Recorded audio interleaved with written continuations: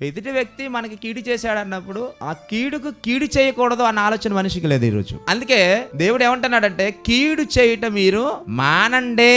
ఒక మాట అన్నారనుకోండి, ఆ మాట అన్న తర్వాత మరలా అతన్ని తిరిగి ఎప్పుడు అందావా అని ఎదురు చూసేవాళ్ళే ఉన్నారా లేదా చెప్పండి. అందుకే ఏమన్నాడంటే ఇక్కడ కీడు చేయటం మానండి, మేలు ఏం చేయాలట నేర్చుకోండి. అంటే మన జీవితంలో కీడు చేయడానికి నేర్చుకోవసరం లేదు. ఎదుటి వ్యక్తిని కించపరచడం చాలా సులభం, కానీ ఎదుటి వ్యక్తిని గుణపరచడం చాలా కష్టం. ఒక వ్యక్తిని మన దగ్గర కూర్చోబెట్టుకోవడం చాలా కష్టం, కానీ మన దగ్గర కూర్చున్న వ్యక్తిని పోగొట్టుకోవడం సెకండ్స్ లో పని. అవునా? ఒక వ్యక్తిని ఏమంటే సంపాదించుకోవాలి ప్రేమతో అంటే కొన్ని సంవత్సరాలు పడితే ఒక వ్యక్తిని దూరం చేసుకోవడం ఒక సెకండ్ చాలు. స్నేహబంధం అవ్వచ్చు, భార్యాభర్తల బంధం అవ్వచ్చు, బంధం నిలబడడానికి కొన్ని సంవత్సరాలు మనం కష్టపడుతూ ఉండాలి ఒకరిని ఒకరు అర్థం చేసుకొని ఉండడానికి. కానీ ఆ బంధం పోగొట్టుకోవడానికి ఒక్క మాట చాలు. భార్యాభర్తలు విడిపోవాలంటే ఒక్క మాట చాలు, నువ్వు నాకు ఇష్టం లేదంటే చాలు, అయిపోయింది. కానీ నువ్వు నాకు కావాలి అనడానికి ఎన్ని చేసి చూపించాలో తెలుసా? మనం ఎన్ని చేయాలనుకున్నారు అన్ని చేస్తేనే గాని అప్పుడు నమ్ముతారండి.